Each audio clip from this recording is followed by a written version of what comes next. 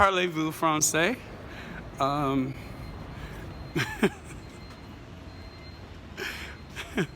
Messieurs, Mademoiselles, I am stuck in Paris until Friday because of the rail strike. Stuck in Paris, can you believe that?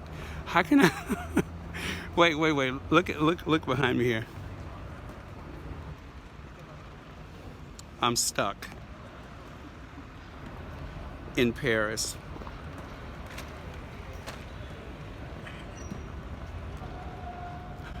Until Friday. How will I get along? Oh well, I'll let you know how I make out. So, this is that time I got stuck in Paris. Well, the Gare de Lyon, that's the rail station that I arrived.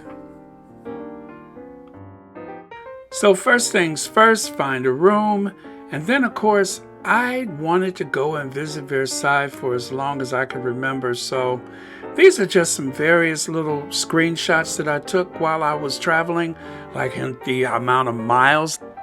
This is a drive to Versailles. I missed the train stop because of the train strike. They wouldn't let you off at the exact stop, so I had to double back the other way. But the cool thing is I got a chance to see some beautiful countryside. Now, this is not Versailles. This is actually some random doorway. And this is not Versailles. This is actually, I believe, the town of Versailles City Hall. A lot of people get off the train and they think that, oh, I'm here. Well, you're not here. This is actually the town hall. Very beautiful, very much in that French style with the mansard roof and everything, but not the Palace of Versailles. This is Versailles.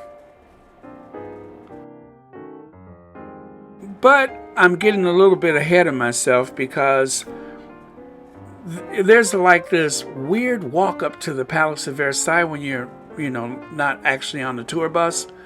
And it kind of feels like you're headed to a big shopping mall. I hate the way that all of this is paved in front of the place. It really ought to be a green space, but I guess for the amount of traffic, it's just not practical. My goal is to take you on a little step-by-step as I actually seen the place, so it will be revealed to you as it was revealed to me. Because when I travel, I don't do a lot of photos where I'm just standing in front of things. I'm like really into architecture, and so I want to remember every single detail. So this is why I take photos the way I do. Occasionally you'll see my face pop up somewhere, but mostly I just want you to see it as I've seen it. And I want to remember it as it happened for me.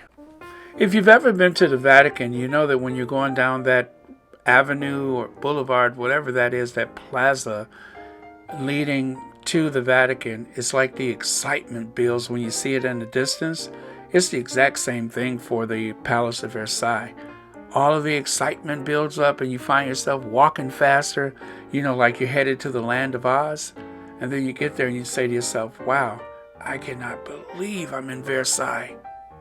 How did I get here? Originally, Versailles was built as a hunting lodge, and of course it was much smaller. When it was built, the architects was told to retain the original part of the building and just build around it, and that's what they've done. They essentially encased the original lodge into an envelope and built the rest of the palace around it. And there I am in the mirror admiring myself. But yeah, that's a self-portrait of me in one of those mirrors at the Palace of Versailles.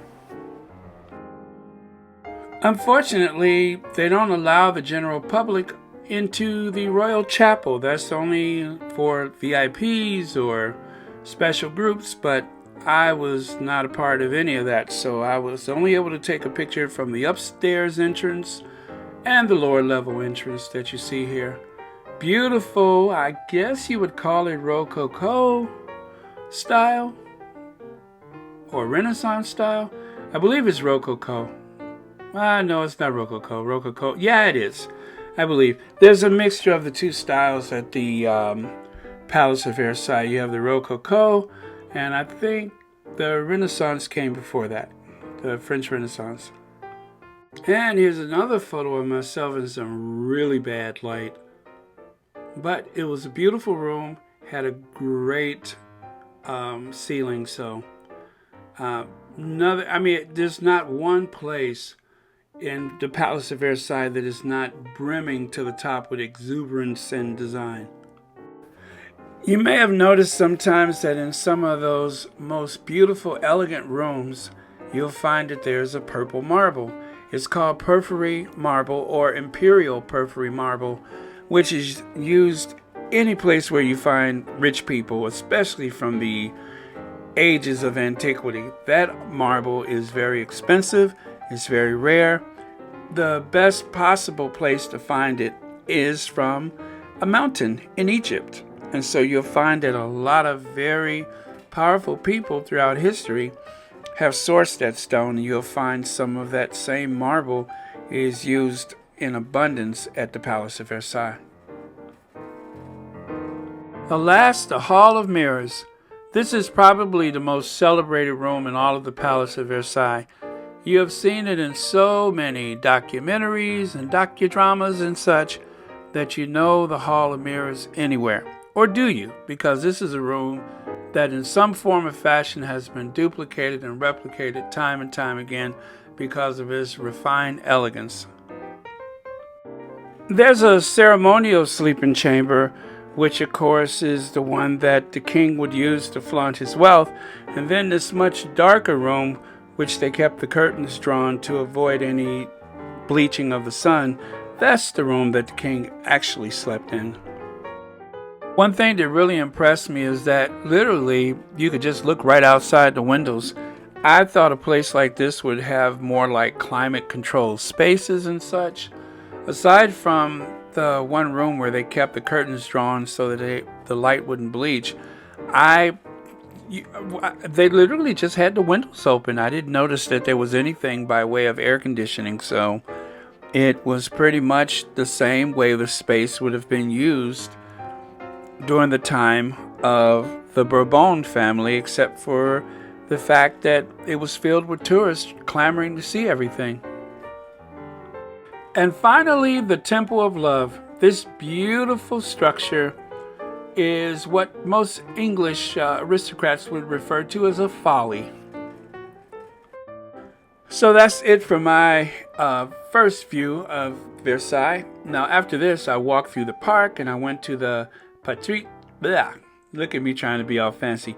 The Petit Trianon, and also that little dairy farm that Marie Antoinette was so fascinated with, and a few other spaces on the grounds of the Palace of Versailles. So if you would like to see those, please let me know in the comments and perhaps I'll do a second part to this video. I want to say that I have visited Paris a total of 5 or 6 times, and one thing that I never noticed before was the Gare de Lyon station. This beautiful rail station was originally designed for the Englishman or woman on their grand tour, and that's why it has a very large clock. And later on I found out it had a very English restaurant inside, so that the Englishman or woman traveling on their grand tour would have that last vestige of English civility before they ventured further into the continent. Thanks for watching Royal Sussex.